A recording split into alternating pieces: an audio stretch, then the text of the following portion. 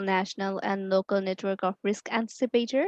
So this is a Ask Us Anything session. So you can ask about any FOREWARN questions you have, any queries, anything you want to know or deep dive in for the future. So please feel free to ask anything.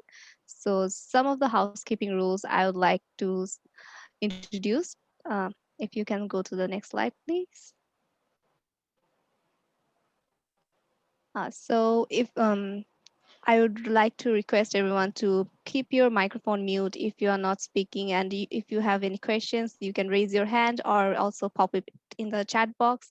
Please, if you have any tech issues, you can directly message Eleanor, who is our tech support for this session. And also, this session is being recorded. So if you don't want to be recorded, please use the chat box.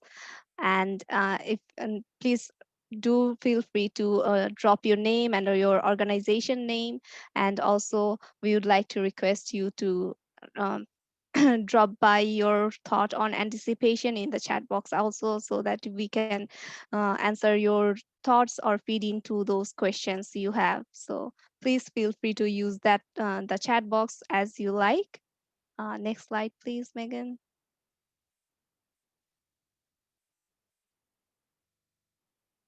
So while you're introducing yourselves in the chat box, I would like to introduce our FOREWARN team at the national level. So I am Marwa. I'm working with the FOREWARN Bangladesh team as partnerships officer. I look over the partnerships engagement of the FOREWARN Bangladesh team and the Start Fund Bangladesh members at Bangladesh.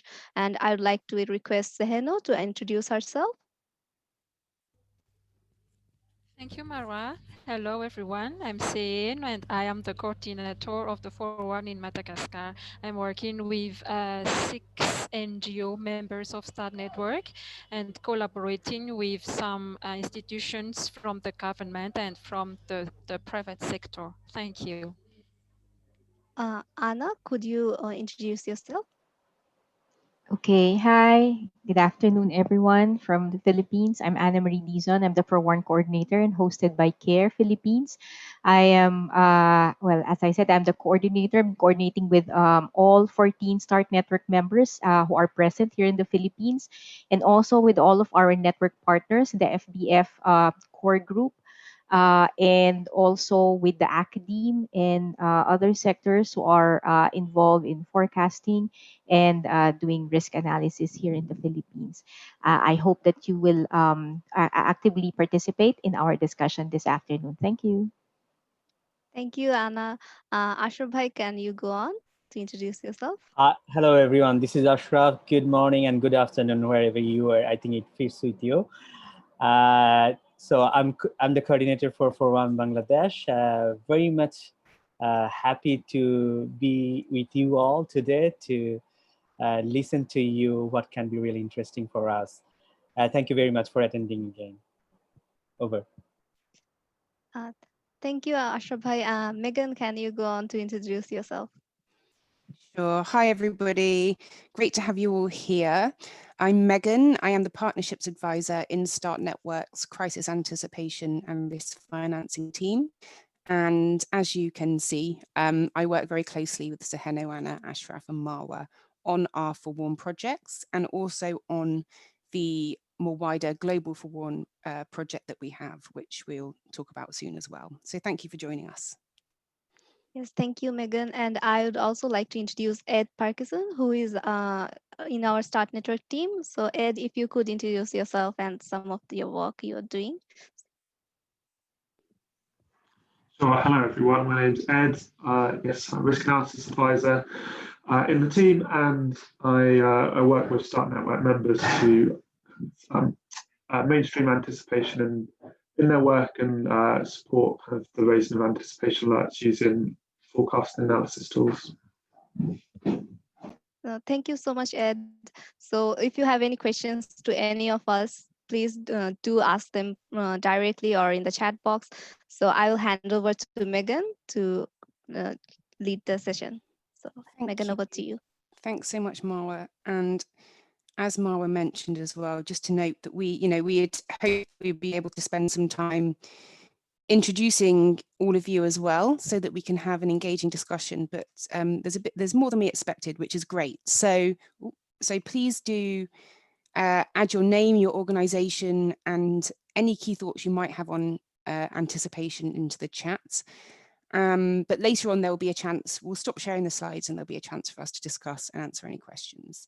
So let's kick off. So it falls to me to try to give you an overview more broadly of FOREWARN. And well, although today we really want to zoom in a bit more on our national FOREWARN projects, which is the point of the session. But before we get to that, we just wanted to take a step back and talk to you about where that piece has come from. So FOREWARN is the forecast-based warning analysis and response network. And I must say that it took me probably about 2 years to remember that. So we tend to just call it FOREWARN. But the name itself does give you a good indication of what that is. It's essentially a network of all sorts of multidisciplinary experts alongside our START network members and their partners, who, with the purpose of this FOREWARN community being to collectively analyze risk. And what I'll say is that, it is a good job that this session is intended to be a Q&A and ask us anything, because this diagram that I'm about to attempt to talk us through it can be quite overwhelming. So I'm going to do my best to describe to you the core aspects of FOREWARN and where we're at now. Then we'll pause for some questions before moving on more deeply to look at the projects we have in Bangladesh, Philippines, and Madagascar. So FOREWARN is made up of 3 parts. And if you look at the screen on that bottom left section there in grey, you can see the first of the core parts, and that's the thematic subgroups. So FOREWARN has kind of groupings of hazard-specific experts that are exactly that, experts in those areas. So you can see the example on the screen there is the landslide group. There's also cyclones, disease, FSL, etc. All sorts of different hazard-specific groups. And if you have an expertise in one of those areas, you're very welcome to join that group as well. But one of the core reasons we have this is in 2016, the START Fund opened its anticipation mechanism. So you may know that the START Fund has a process to release funds to START Fund members within 72 hours. And in 2016, it became possible for members to access that process, but before a disaster hits. So they could do activities in advance in order to save lives and save money. But when we started that, we realized quite quickly, perhaps less so now, but certainly, around 4 years ago, we struggled to know what activities we should do, when we should act, what information we should be looking at, etc. So that's why we created FOREWARN in the first instance, to bring together humanitarians with the right forecasters and experts to make those decisions. And you can see in the bottom left there, the START Fund is there. It's a really key connection to FOREWARN. And so using that example of landslide, if a START Fund anticipation alert for landslide comes into the START Fund, we will ask that landslide thematic subgroup to support us with the decision making. So that's one key aspect of FOREWARN, focusing quite heavily on the START Fund. Then in the top light blue area of that diagram, you can see the FOREWARN community, which is the second key area of FOREWARN. And the FOREWARN community includes START Fund members, their partners, but anybody else who has an interest, an enthusiasm, or an expertise in acting early, in anticipation, and in moving the humanitarian sector to a more proactive place than a reactive place. So anybody can be part of that community. So it also includes other, academics, institutions, forecasters, scientists, as well as anybody who wants to engage in the conversation. And you can see in the top right there, in that red diagram, that represents the second important aspect of FOREWARN. So you have the START Fund in the bottom left, and then in the top right, I think I said that wrong the first time, you can see the place that FOREWARN has in policy, advocacy, coordination, etc. You can also see in the diagram those well, their money bags, 1, 2, and 3. And those represent the resources that our Start Fund members can access in order to do some analysis work. And what they can do is they can engage with people in the FOREWARN community who have the expertise to do that. And of course, the thematic subgroups as well. So the first is our analysis for action grants, where if members want to analyse a risk in order to know if they want to raise an alert. The second is what we call our tools grant, which allows members to look more broadly at a risk and understand how to anticipate it. And right now that focuses more on our FOREWARN pilot countries. And then the third is our academic consortia. So we also are able to engage with academics, experts, universities, institutions who have the expertise to help us understand risk. So that's the second part. I hope you're sticking with me on this. We're getting through it, but there'll be a space for questions. So the third, and what we're really focusing on today, is that bottom right quadrant of the circle in red, and that's our local FOREWARN pilots. Sometimes we refer to them as the national FOREWARN pilots. So in 2018, the FOREWARN strategy, which is led by the FOREWARN members, became apparent, as we all know, just like the direction of START Network in general. FOREWARN and risk analysis needs to be led at the national level as close to the risk as possible. And so we got funding from DFID to run 5 pilots which would focus on building contextualized local risk information that could feed into this work. And you can see in red, we've got Bangladesh, Philippines, and Madagascar.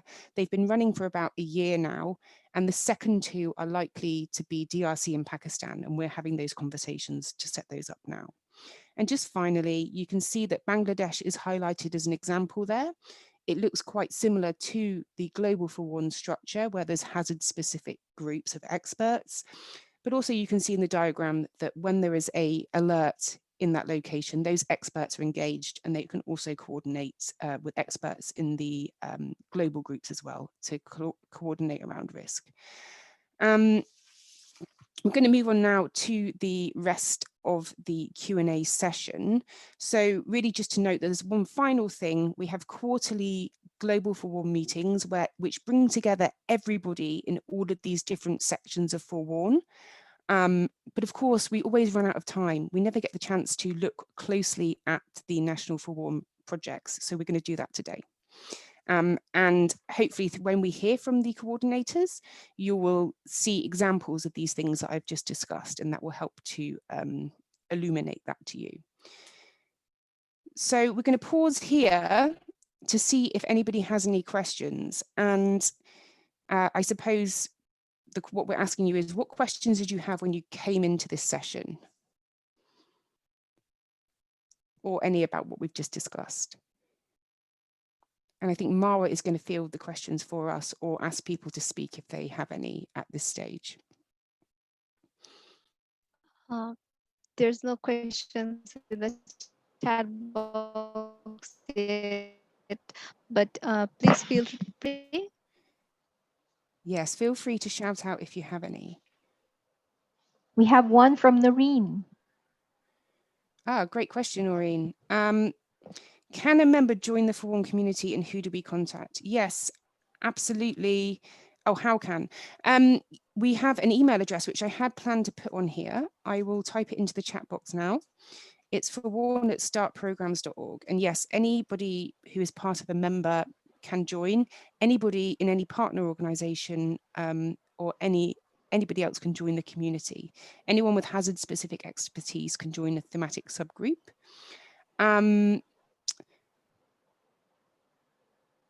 And another question is just coming in there. I'm just typing them. Okay, we're also from hoping. Stenmeyer. Great. Okay. No, there are now several questions. One coming from John. Perhaps to hear more explicitly about the link between the FOREWARN community and the actual raising of an anticipatory alert. And then another Mm. question coming from Steinmeier, will coordinators have a regional mandate, for example, Southern Africa, or are they focused on the specific pilot countries? I think the first question from John will be answered by the presentation. But for the one from Steinmeier, Megan, I think you can answer this Mm. question, whether coordinators have a regional mandate or they are focused on the specific pilot countries.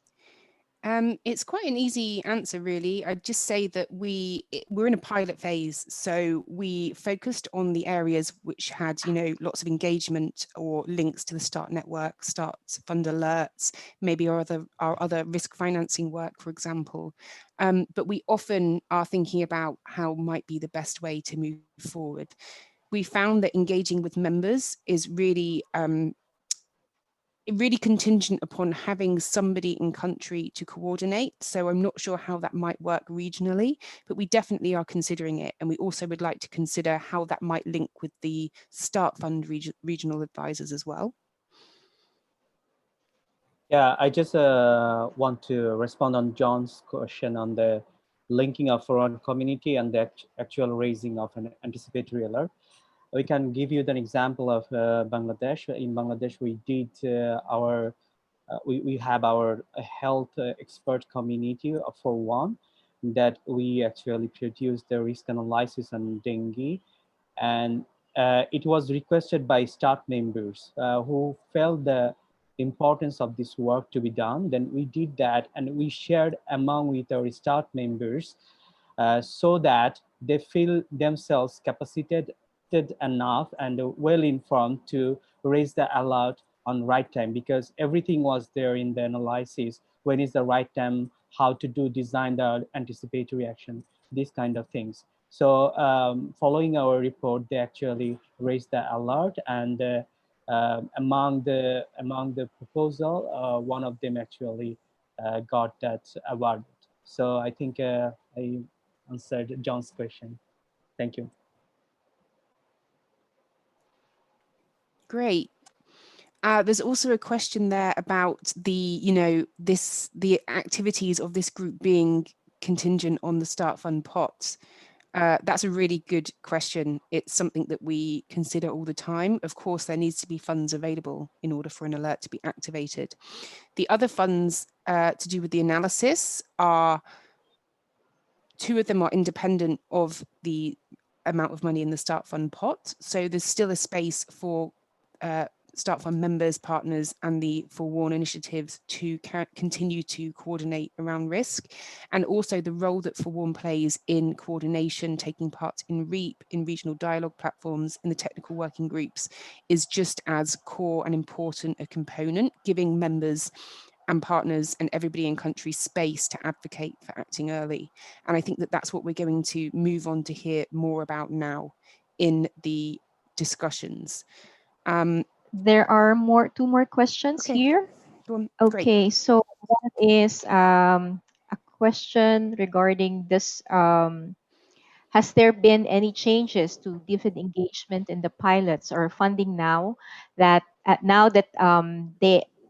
have merged with the FCDO?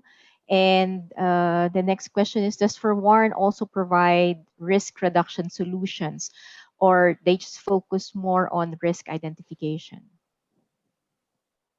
Great. Well, on the first one around DFID, yes, of course. I mean, the funding that we have for these programs is until July 2021 at the moment.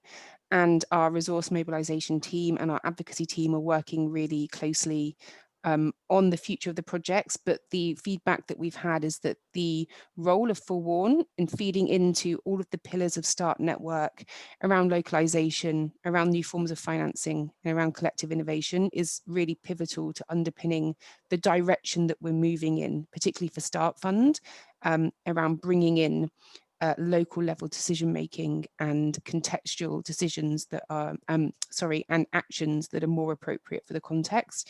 It goes hand in hand with Start Network, so we're confident about that. But of course, we're exploring everything we can.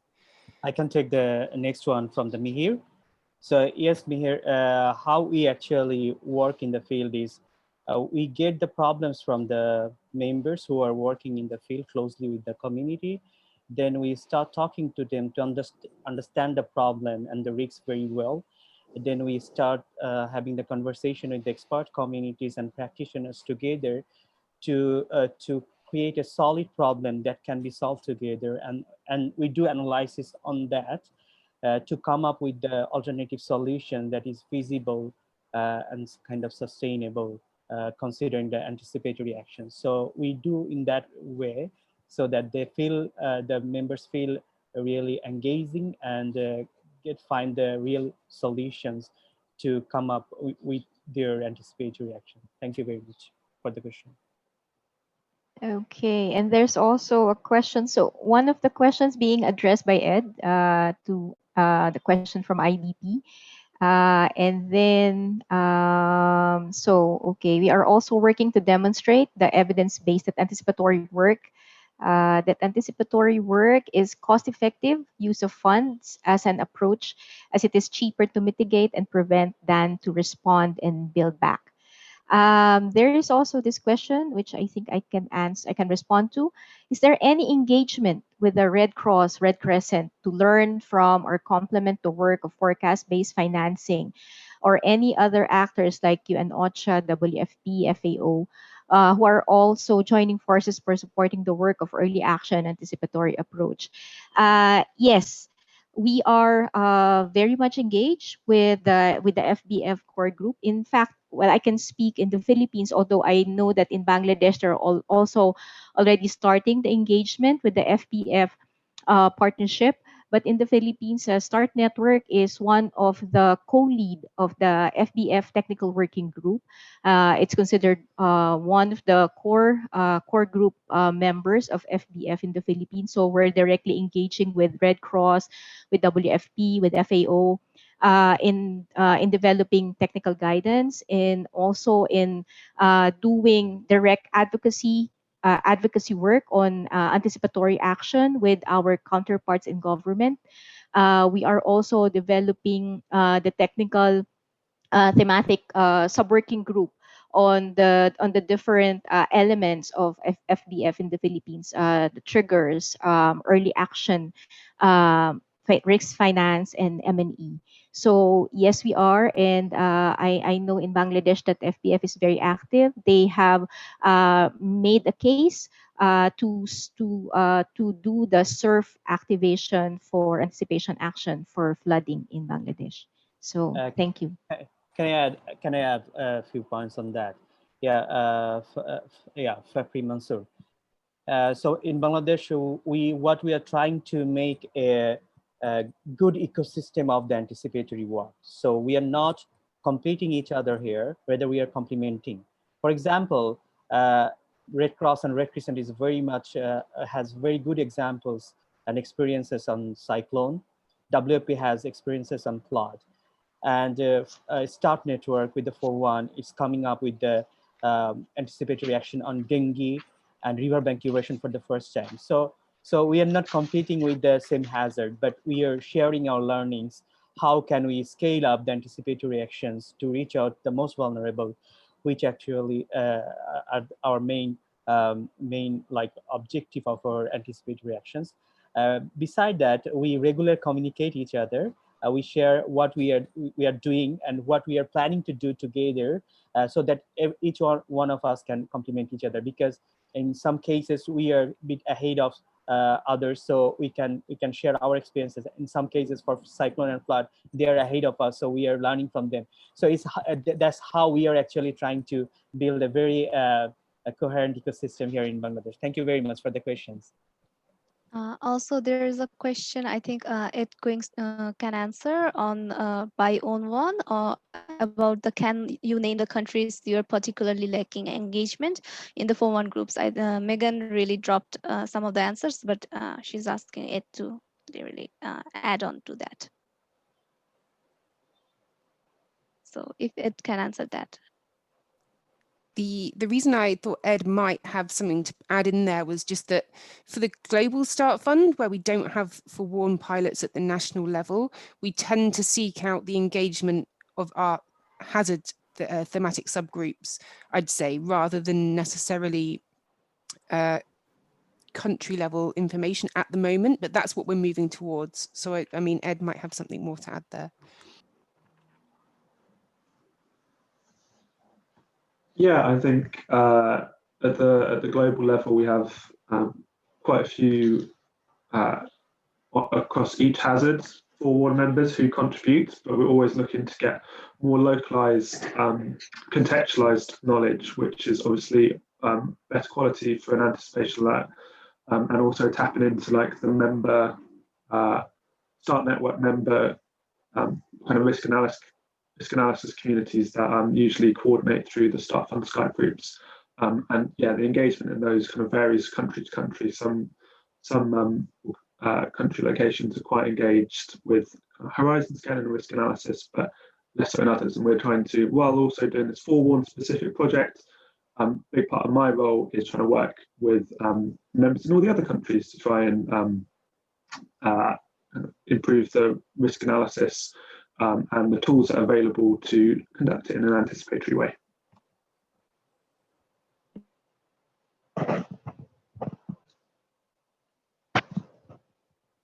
Marwa, there's another question from Yes, Jane. How does FOREWARN engage with REAP?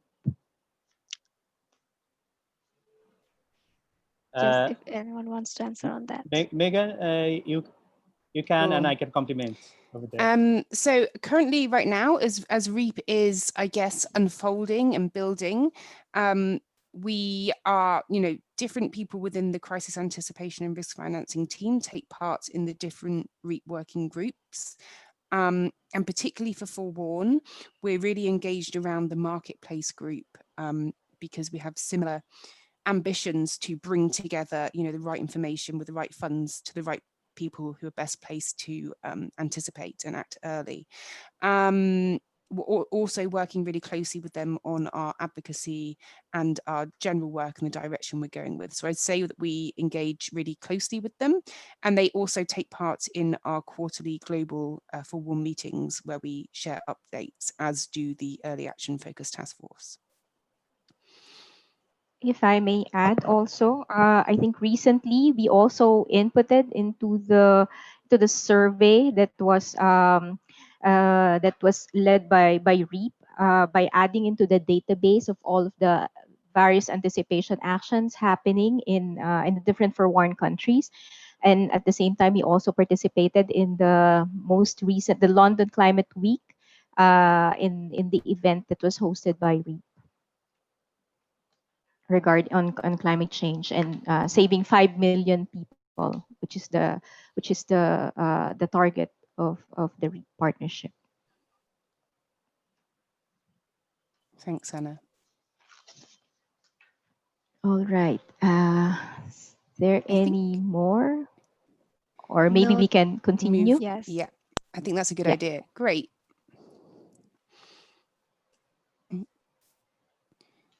So we're now that we've kind of looked at the foundations, the overview and the background of FOREWARN in general and where we started, we're going to now take some time to look a bit more closely at each of our 3 current pilots. So I'll hand you over to Ana Dizon, who is our FOREWARN coordinator in the Philippines, based in CARE, Philippines. All right. Okay. So thank you. Good afternoon, everyone.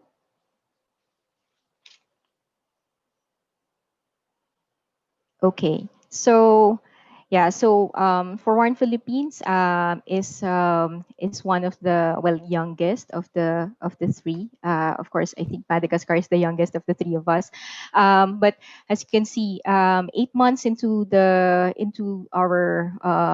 FOREWARN, into building the FOREWARN network, we are working on essentially 4 key areas. Of course, internally, the work within the START network and local partners, the coordination and advocacy on anticipation and early action. Of course, the coordination work and the discussion with various members regarding possible alerts within the horizon. This includes horizon scanning and risk monitoring, what's happening with the COVID-19, the La Nina and the tropical cyclones, and disseminating all of this information. Also, it involves the support to members in accessing resources for risk anticipation and analysis, which Ed Parkinson is very much our go-to person in this area for the tool development and analysis for action. Currently, we are working on the dengue risk analysis, the development of multiple tool on risk and vulnerability analysis, and discussion are ongoing with START network members on small and medium scale displacements due to conflict. At the external level, we are also trying to ensure that START network's presence is always there with our FBF partners. We are START is always represented on important discussions. We are able to access information and developments on FBA forecast-based action and anticipatory humanitarian action work. We are also very much part of the joint advocacy at the national and subnational level on these areas as well. We are also part of the joint development of technical guidelines on FBF, the technical sub-working group on the trigger, on the early action plans, finance, and M&E.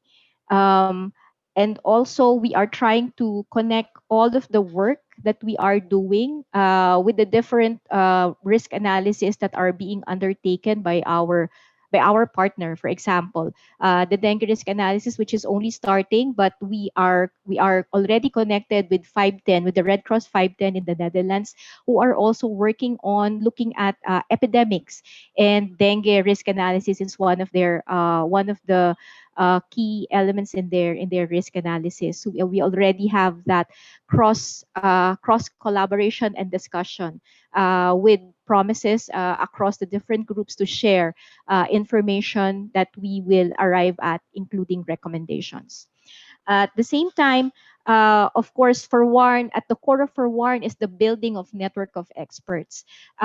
So for that, we are at the early stage of the development of the FOREWARN network of experts by starting off with the partnership with the academic institutions and experts. Right now, we only have a core group of experts in the different field, interdisciplinary through interdisciplinary cooperation, and we hope that in the coming months that we will be able to expand and move to other areas as well, including experts, for example, in conflict in conflict anticipation.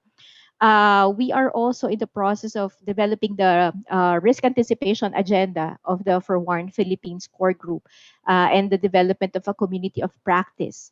And right now, we are having that cross-institutional discussion and sharing.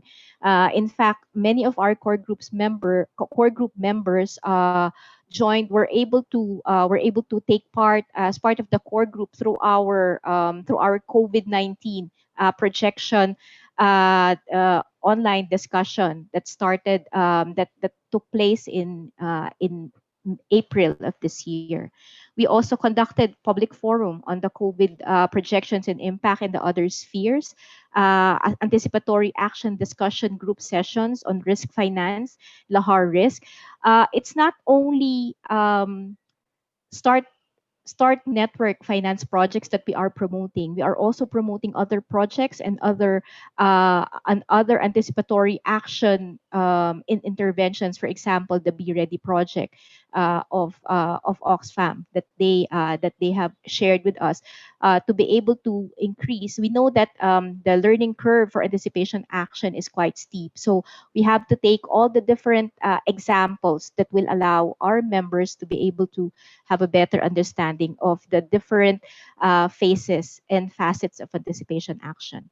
Also, we are doing extending the learning on the early warning action on lahar anticipation. This is in relation to volcanic eruption and the early warning system that has been put in place that was tested in one province, and it's now being extended to another province with a similar risk. So we have a short video, but I think we are going to show that towards the end of the presentation. Thank you. I'll be expecting for a question, and hopefully you have some for me later. Thank you. Thanks so much, Anna. Yes, I think due to time, we're going to ask you to put your questions in the chat, but we are leaving time at the end to ask to answer those questions. And now we will move to Seheno, who is our FOREWARN coordinator in Madagascar. Thank you, Megan. Yeah, so for Madagascar, we have four elements on FOREWARN. For the technical one, FOREWARN's main role is to promote the technical support to START network members and humanitarian actors to facilitate their risk anticipation initiative through access to the START fund mechanism.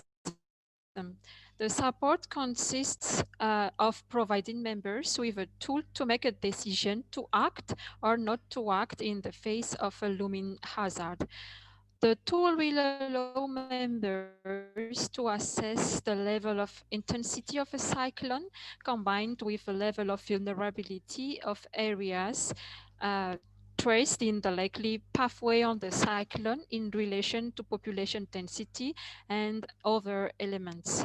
In Madagascar, the structures that are most involved in cyclone management are the Met Office and the National Government, which is with the Ministry of Interior. The Met Office is the only organization that provides different types of climatic and meteorological services, such as cyclone bulletin in the country. Both institutions have requested technical support from START Network through FOREWARN, and now these needs are being analyzed by the technical team of START Network and the London School of Economic now. In terms of the organizational, it is also one of the building blocks of FOREWARN here. START network members need to organize themselves in mapping areas of preference for interventions, as well as identifying anticipation activities with budget details. In order to do this, members need to organize among themselves, but also with the National Office of Disaster Risk Management and the local authorities in the coverage areas to prepare in advance the early actions. The organizational dimension is those required for the whole process. These decisions can be guided by the information provided by the Met Office on the areas that will be most threatened by the cyclone in the country. And now for the resource aspect, the development of a tool will be supported by START Network. Also, members will have access to the funding mechanism for anticipation activities available within the START fund. Given that the cyclone is a fast-moving hazard, and the most accurate bulletins are not delivered until a few days before the cyclone landfall, readjustment of the start fund alert cycle may be considered as a perspective. And for the networking and the institutional aspect, the integration of the anticipation mechanism is one of the objectives of the advocacy process carried out with START Network. The idea is to encourage humanitarian actors to integrate this mechanism into the risk and disaster management system. Apart from integrating the concept of anticipation, there is also the idea of establishing links between the wider members of the FOREWARN group. The latter is part of the perspective to link, for example, the University of Antananarivo to the academic consortia. For this year, the Meteo has already published in a forecast bulletin that 1 to 2 cyclone systems are expected to hit the island on this season. Also, the eastern and western coastal areas are the most threatened for the landfall of those cyclones. The cyclone season begins in November and ends in April in the next year. The process of developing a forecasting tool is very iterative, so staff members and the government partners are very excited to learn from the process. Thank you. Over to you, Megan. Thanks so much, Seheno. That was a great overview of everything happening in Madagascar, especially exciting to hear about the cyclone work. And I'm sure we'll have time for questions on that just towards the end. So with just 15 minutes left now, we're going to move on to hear about our project in Bangladesh by Ashraf and Marwa. And Ashraf, just a gentle reminder to you on the time, I guess.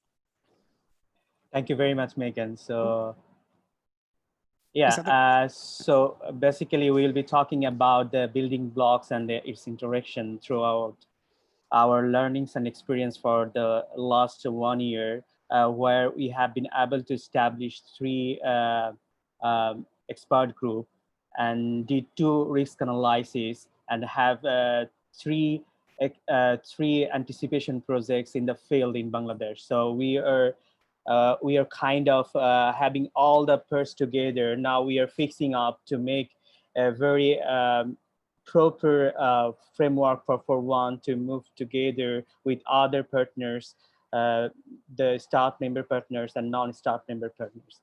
Can you go to the next slide?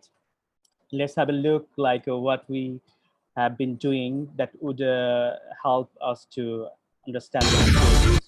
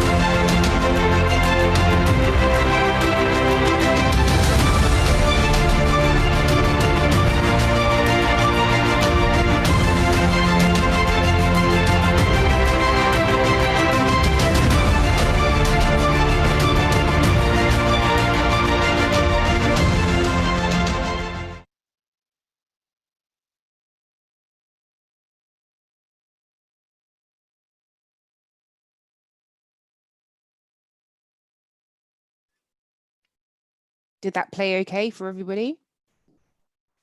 Okay, thank you very much for listening. And that's how actually we are working in the field, from the theoretical part to implementation part, and then to the learning part. And throughout this learning, we have figured out what would be the building blocks for us to move forward. So first thing that we do normally with the risk analysis, so we do the proper engagement of the members, practitioners and humanitarians and the scientists, academics together to understand the risks. And throughout that risk analysis, so we figure out what are the tools are really important and useful that can be developed. So that is another part of us. And then we are, right now we do have 3 cases that we are building our early action protocols on those learnings and to capacitate our staff members in the field on those early action protocols that we can follow up next year. Capacity building that I already mentioned is not only like you just express the risk analysis to them and they understood it. No, it's not the case in the field. So they need to understand in their own languages that we are trying to translate it to the community to bring the localization term in a very like implementing way and capacitating way that can be sustainable even there is no kind of our support. So that's our goal with the capacity building. And then it's not only like build up the capacity and that's done, but it's also like to work together to monitor the hazard and risks so that we can understand it very well, because the problems are really dynamics and you know like the cascading effects are there and cascading hazards are in the ground. So we need to work together to monitor the hazard and risks and to come up with anticipation work and how the protocol works and what it doesn't working well in the protocol. So we need to fix those things together. So this is a very learning loop that we need to work together for. And then anticipation projects come out from that kind of joint monitoring hazard, and to raise the alert on right time, to reach the right people with the right means to support them. So right now we do have 3 anticipation projects done already under FOREWARN, and then the learnings are coming up. We are trying to feed those learning with our broader stakeholders as well as the staff members, what actually could have gone very well even. So this is kind of learning things that we are trying to incorporate in our early action protocol and to advocate the government part. So this is how we are thinking of our building blocks in a 6 pieces. Megan, can you go to the next slide? Yeah, so the risk analysis is a very much collaborative research, engaging members and community engagement, as well as the global experts. We do have right now global experts, we do have national experts, and we do have subthematic experts that we are building on. So bringing all them together to make a very beautiful work that can be useful at the ground. That is the main purpose of the risk analysis, and to translate those risk analysis to make it more even effective.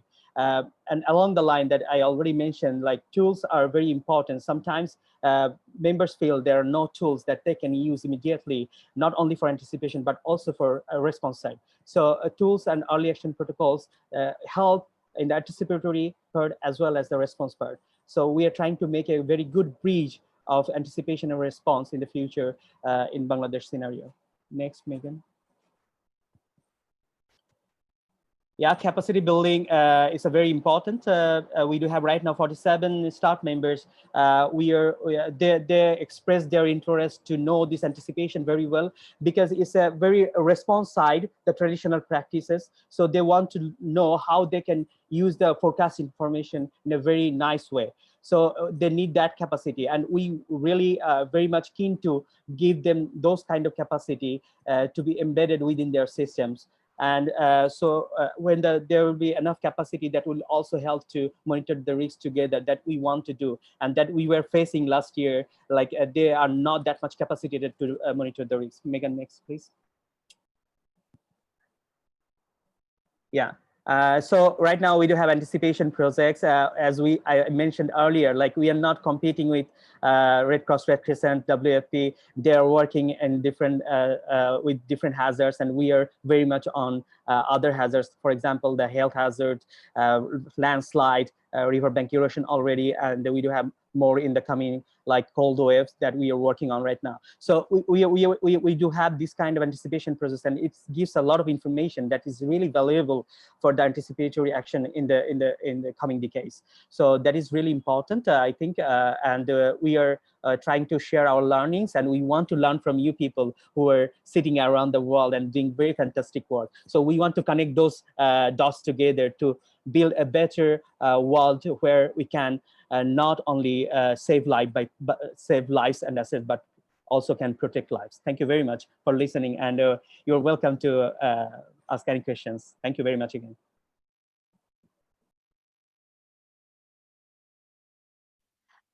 There's a question for Seheno by Mathis. Mathis, you can unmute yourself to ask the question directly to Seheno, who is our coordinator in Madagascar. So, and I can also read out the question if you like. I can see the. Yeah, go ahead. Can you hear me? Yes. Hear you.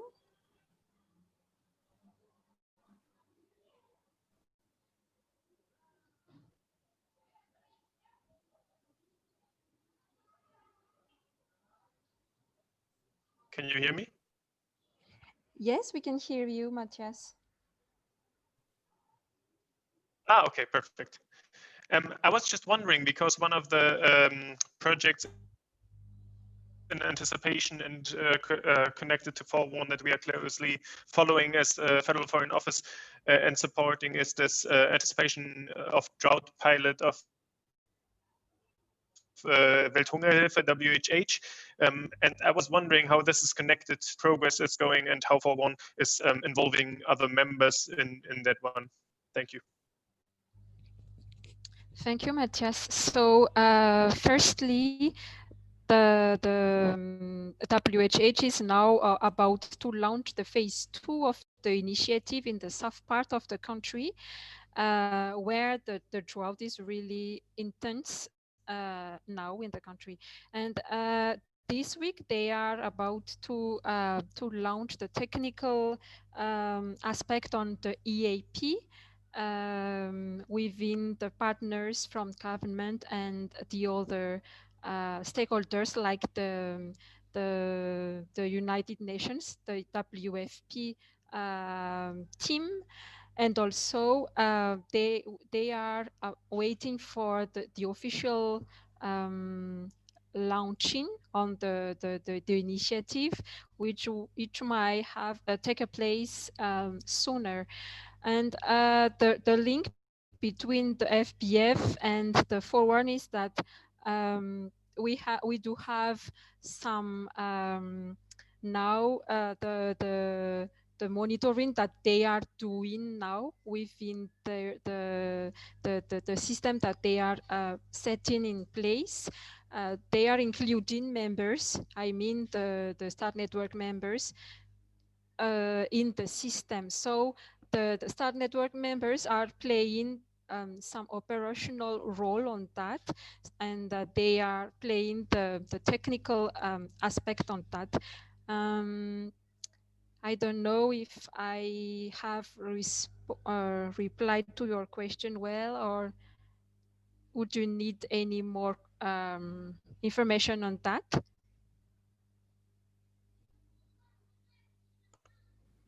No, that's great. Thank you. Thank you. Thank you.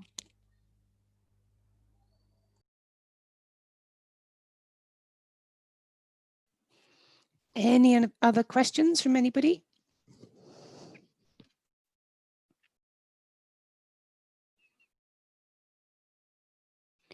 We have a very short video clip to share that we didn't get to, so perhaps we could share that. It's about 20 seconds long if we don't have any other questions, but please do feel free to ask anything that you may have on your mind.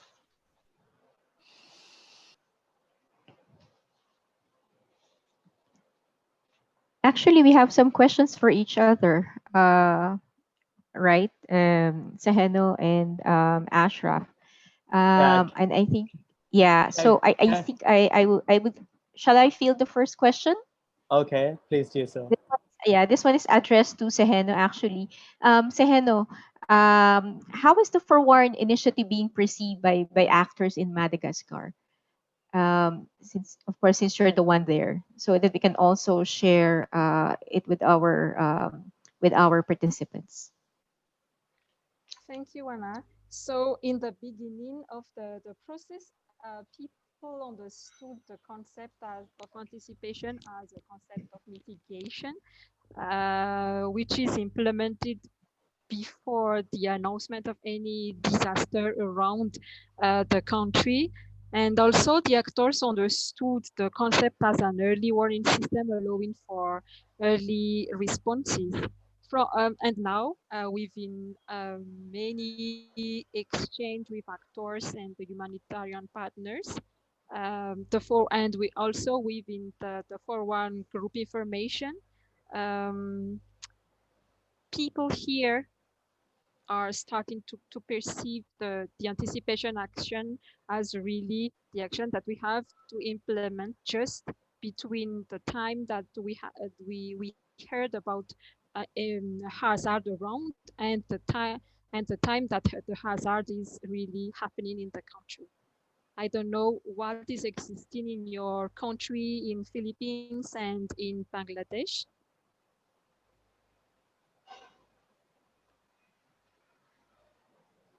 Ashraf, would you like to follow up or add your additional sharing? Yeah, here in Bangladesh, like it's been START members been active since 2017 very well.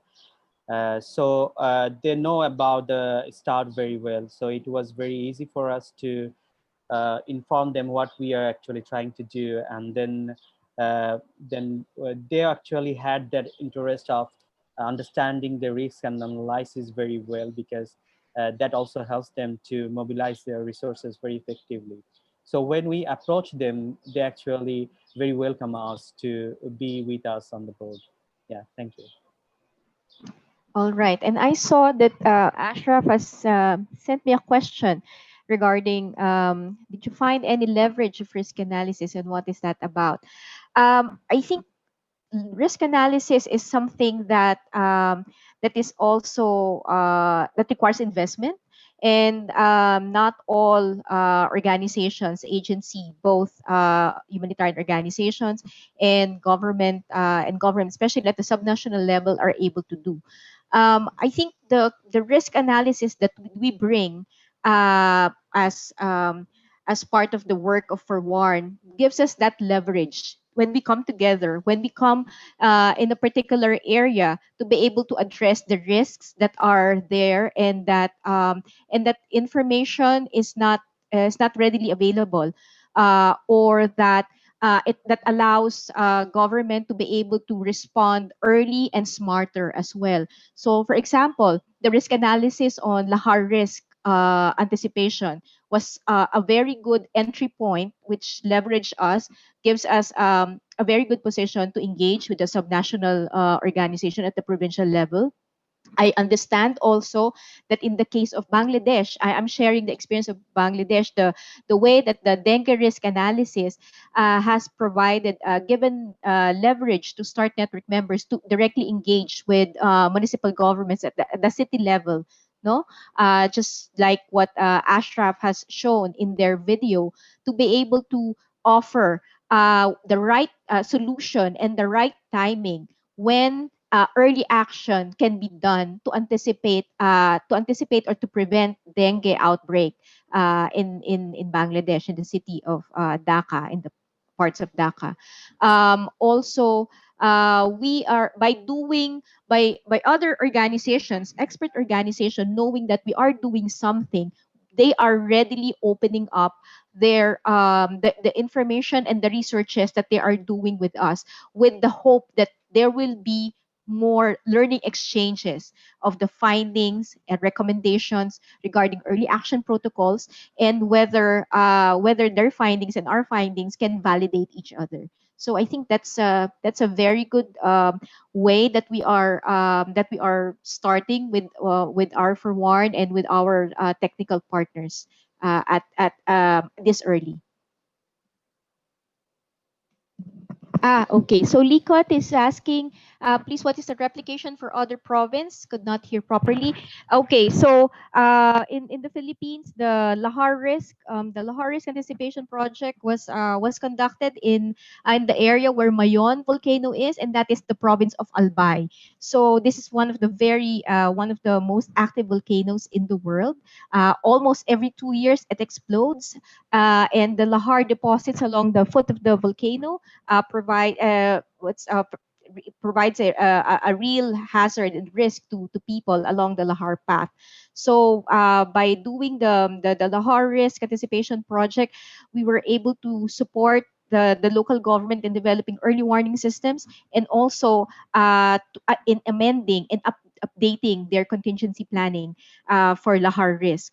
It also give them an opportunity to do smarter early action in anticipating this Lahar risk. And now this learning is being shared with the province of Batangas, where the Taal volcano, also one of the smallest but one of the most active volcano in the world, only exploded last January and February. So yeah, so that's how learning is being shared and extended. Thanks, Anna. I think we've passed the end of the meeting time now, because we always have so much information to share. But those are really great questions. I think Marwa will just end the session for us, but we really are very grateful that you took the time to join us and hear more about FOREWARN. We do have meetings quarterly, where everybody is welcome to join, and we actually focus more on hearing from other platforms, forums, etc. So please do reach out to the email address which I've shared if you'd like to know more about that. And we'll just give a final word to Mara to close for us. So thank you, Megan, for forwarding it to me. So if you have any final queries, please feel free to email us. We have dropped the email link in the chat box. Also, we have Learn Corners where we have these documents on dengue and the videos. Also, you can access it here there. So please feel free to go to the event page and the Learn Corners sessions. And thank you all for joining in. So we will see you again, hopefully. Goodbye. Thank you, everyone. Bye Thank you Thank for bye. you. Thank you. joining. Thanks so Bye. much, everybody. Bye. Bye.